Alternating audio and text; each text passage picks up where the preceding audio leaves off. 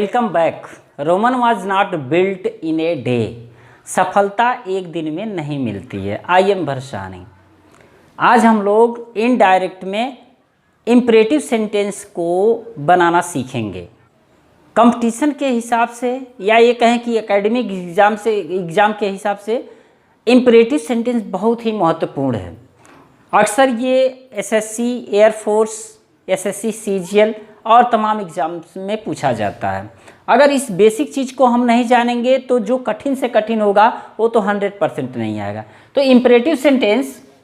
और हाँ, एक बात मैं कहना हमेशा भूल जाता हूँ कि अगर आप इस चैनल पर नए हैं तो सब्सक्राइब कर लीजिए।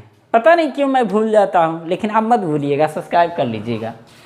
अब देखिए, जब हम इम्परेटिव सेंटेंस खास करके नरेशन में जब डायरेक्ट से इनडायरेक्ट बनाते हैं तो दो चीज़ें हमें याद होनी चाहिए, एक रिपोर्टिंग स्पीच और एक रिपोर्टेड स्पीच। तो रिपोर्टेड स्पीच का वाक्य इम्परेटिव सेंटेंस में है। अब इम्परेटिव सेंटेंस में है तो अब हम कैसे जानेंगे कि दिया गया सेंटेंस इम्परेटिव सेंटेंस में है। तो इम्परेटिव सेंटेंस का सबसे बड़ा पहचान यही है कि जो मेन वर्ब होता है वही सबसे पहले होता है। मेन वर्ब का मतलब ये हुआ कि जब हम उस वर्ड का हिंदी में अर्थ निकालेंगे तो उस शब्द के अंत में ना आएगा। जैसे आना, जाना, खाना, पीना, हंसना, रोना, नाचना, गाना, धोना, पढ़ना, लिखना, ना आ रहा है तो यह मेन वर्ब होगा। दूसरा पहचान क्या है कि एक्टिविटी होगी। एक्टिविटी का मतलब जैसे हंसना मेन वर्ब है। कैसे? एक तो ना आ रहा है, दूसरा देखिए एक्टिविटी हो रही है यहाँ, ये वाली एक्टिविटी। देखिए गिरना ना भी आ रहा है और एक्टिविटी भी हो रही है। तो जब मेन वर्ब पहले आ जाए तो वह इम्परेटिव सेंटेंस होगा। और यदि इम्परेटिव सेंटेंस है तो रिपोर्टिंग स्पीच के सेड या सेड टू को भाव के अनुसार जैसा भाव मिलेगा। अगर रिपोर्टेड स्पीच का हम अर्थ निकालेंगे, अगर भीख मांगने का भाव मिल रहा है तो सेड या सेड टू को बेग या बेग्ड में बदल देंगे। अगर रिपोर्टेड स्पीच के अनुसार आर्डर का भाव आ रहा है तो सेड या सेड टू को आर्डर्ड में बदल देंगे। और अगर रिपोर्टेड स्पीच का भाव अनुरोध में आ रहा है तो रिक्वेस्ट या रिक्वेस्टेड कर देंगे। फिर वार्न या वार्नड चेतावनी के लिए कर देंगे। इम्प्लोर या इम्प्लोर्ड विनती करना के लिए कर देंगे। वैसे सेड या सेड टू लिखा गया तो ये थर्ड फॉर्म में ही आएगा। और इंट्रीटेड प्रार्थना करना, किसी वस्तु की मांग करना यूज कर लेंगे। थ्रीटेंड धमकी दिया। अर्ज्ड विनती किया। परसूड विश्वास दिलाया। कमांड, देखिए डी मैं भूल गया हूँ, भूलना भाई आदत होता है ना। कमांड, कमांडेड काबू रखा, नियंत्रित किया। आस्क्ड कहा। टोल्ड, यहाँ टोल्ड मैंने सही लिखा है, टेल मीन्स बताना होता है, टोल्ड बताया, यहाँ बताया हो जाएगा, बताया। इन सबों का प्रयोग करते हैं कामा इन्वर्टेड कामा को हटा करके। तीसरी पीढ़ी हम लोग चल रहे हैं। एक हमने पढ़ा कामा इन्वर्टेड कामा को हटा के दैट लगाएंगे। एक हमने पढ़ा इंट्रोगेटिव सेंटेंस में कामा इन्वर्टेड कामा हटा करके इफ या वेदर प्रयोग करेंगे। और फिर उसी में हमने पढ़ा कि इंट्रोगेटिव वर्ड रखेंगे कामा इन्वर्टेड कामा को हटा के। लेकिन जब रिपोर्टेड स्पीच का सेंटेंस इंपरेटिव हो तो कामा इन्वर्टेड कामा को हटा करके कनेक्टिविटी के रूप में टू का प्रयोग करते हैं। समझ रहे हैं ना? शेष वाक्य को ज्यों का त्यों लिख देते हैं, लेकिन इनडायरेक्ट ऑब्जेक्ट बदल भी जाते हैं। अब इनडायरेक्ट ऑब्जेक्ट कैसे बदल जाते हैं और फिर इसको कैसे हम चेंज कर देते हैं, ये रूल्स हैं, इसको आपको याद कर लेना चाहिए। और अगर आप बेहतर पढ़ना चाहते हैं तो इसको नोट्स कर लेना चाहिए। अगर नोट नहीं कर पाते हैं तो फिर बार बार देख लेना चाहिए, क्योंकि ये रूल रेगुलेशन आपको याद होना चाहिए, तभी फिर हम आगे की प्रक्रिया बेहतर समझ पाएंगे। तो हम लोग इसके एग्जाम्पल्स देख लेते हैं, ठीक है? चलिए देख लेते हैं इसको।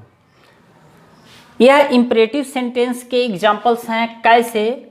रिपोर्टिंग स्पीच देखिए, ही सेड टू पंकज, वह पंकज से कहा सिट डाउन। जो रिपोर्टेड स्पीच है यह इम्परेटिव सेंटेंस है। कैसे? सिट माने बैठना, सिट माने बैठना, ना आ रहा। टेक माने लेना, ना आ रहा है। हेल्प माने सहायता करना, तो ये ना आ रहा है, तो ये इम्परेटिव सेंटेंस है। अब जब हम इसका इनडायरेक्ट बनाएंगे तो ये चीज़ हमें ध्यान देना है कि इनडायरेक्ट बनाते समय ही और सेड या सेड टू को भाव के अनुसार ऑर्डर्ड में, रिक्वेस्ट में, एडवाइज्ड में, थ्रीटेंड में, इम्प्लोर्ड में, बेग्ड में, टोल्ड, आस्क्ड में भी बदलना होता है। अब हम इसी सेंटेंस का भाव देखेंगे। उसने पंकज से कहा कि बैठ जाओ, तो उसने पंकज से कहा बैठ जाओ, तो ऑर्डर तो है, लेकिन अब हमें ये देखना है कि वह पंकज को ऑर्डर दे सकता है कि नहीं दे सकता है। ऑर्डर देने में जो ऑर्डर देने वाला होता है वह हमेशा उससे बड़ा होता है। बड़ा का मतलब पोस्ट में बड़ा होता है, तो इस तरह से किसी न किसी तरीके से वह बड़ा होता। अब वह क्या है? वह कोई अधिकारी है, वह कोई उसका मालिक है, या पंकज का वह क्या है, पता नहीं चल रहा है। तो जब पता नहीं चल रहा है तो आप यहाँ सेड या सेड टू को ऑर्डर में नहीं बदल सकते, यहाँ आपको जनरली टोल्ड में बदलना पड़ेगा सेड या सेड टू को। तो he told Pankaj, he told Pankaj, comma inverted comma को हटा करके हम टू का प्रयोग करेंगे। क्यों? क्योंकि रिपोर्टेड स्पीच इंपेरेटिव सेंटेंस है। ही टोल्ड पंकज टू, और बाकी सेंटेंस को आप ज्यों का त्यों लिख दीजिए sit down, to sit down. हो गया आपका इंपेरेटिव सेंटेंस का indirect. The principal said to the peon, principal ने चपरासी से कहा सिट डाउन, बैठ जाओ। तो जब हम इनडायरेक्ट इसका बनाएंगे तो द प्रिंसिपल के बाद द प्रिंसिपल सेड टू को यहाँ देखिए, यहाँ हमने टोल्ड में बदला, लेकिन यहाँ टोल्ड में नहीं बदल सकते, क्योंकि जो प्रिंसिपल है वह प्यून से बड़ा है, उसको आदेश दे सकता है। तो यहाँ हो जाएगा ऑर्डर्ड। थोड़ा कॉमन सेंस भी यूज करना पड़ेगा और इसको सही से समझना पड़ेगा। The principal ordered the peon. अब यहाँ टू लगा करके सारे सेंटेंस को, जो भी सेंटेंस है उसको ऐसे लिख देना है, टू सिट डाउन।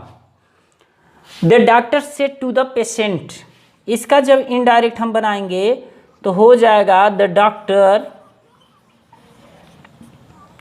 अब देखिए सेड टू पेशेंट, डॉक्टर ने मरीज से कहा टेक मेडिसिन एट नाइट, रात में दवा ले ले, यानी कि मरीज रात में दवा ले ले, यानी कि रात में दवा ले लेना। तो जब डॉक्टर है, पेशेंट को ऑर्डर तो देगा नहीं। अब देखिए थोड़ा सा ऑर्डर और रिक्वेस्ट में समझ लीजिए, जो ऑर्डर होता है वो तुरंत फॉलो होता है, जो रिक्वेस्ट होता है उसमें टाइम होता है। टाइम का मतलब वह तुरंत पूरा नहीं होता है, रात में दवा खा लेना, सुबह में किताब पढ़ लेना, रात में घर आ जाना, इस तरह से होता है, तो एडवाइज होगा। तो द डॉक्टर अब पेशेंट से कह रहा है तो एडवाइज ही दे रहा है, तो द डॉक्टर एडवाइज्ड, एडवाइज्ड यहाँ द होना चाहिए था, एडवाइज द पेशेंट। अब देखिए टू, बाकी आप ज्यों का त्यों लिख दीजिए, to take medicine at night, at night. एक और देख लीजिए, सी सेड टू मी, उसने मुझसे कहा, चाहे वह मुझसे कही, प्लीज हेल्प मी। जब प्लीज हो, काइंडली हो, तो फिर आपको सोचने की ज़रूरत नहीं है, सेड या सेड टू को रिक्वेस्टेड में बदल दीजिए, तो हो जाएगा सी रिक्वेस्टेड, सी रिक्वेस्टेड मी। अब जब आपने रिक्वेस्ट लगा दिया तो प्लीज लगाने की ज़रूरत नहीं है, डायरेक्ट आप टू से मेन वर्ब को जोड़ दीजिए, टू हेल्प। अब यही ध्यान देना है, मैंने कहा था कि जो इनडायरेक्ट ऑब्जेक्ट होते हैं वह बदल सकते हैं। उसने मुझसे कहा कि मेरी सहायता करो, तो सहायता किसकी की जाए, यानी कि उसकी की जाए, जिसने मुझसे कहा था, तो हेल्प हर हो जाएगा। कुछ और एग्जाम्पल्स हम लोग और देख लेते हैं, दो चार एग्जाम्पल्स और देख लेते हैं।